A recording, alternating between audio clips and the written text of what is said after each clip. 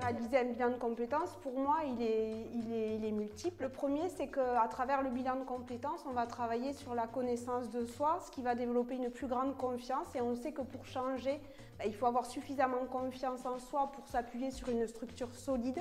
Et ça, c'est vraiment le début du bilan qu'on travaille. Ensuite, on va aller vers une phase de réalisme, puisque l'idée que je me fais d'un emploi n'est pas forcément la réalité sur le terrain. Donc pour cela, on va accompagner les personnes vers des enquêtes terrain ou même réaliser la possibilité de faire des immersions, pourquoi pas, pour aller vraiment se confronter à la réalité et s'assurer de la durabilité, de la réalité du projet. Enfin, sur le dernier aspect, c'est plutôt tout ce qui touche au plan d'action, puisque souvent ce qui pêche dans les personnes qui se lancent dans une réflexion de changement professionnel, c'est la mise en place d'un plan d'action.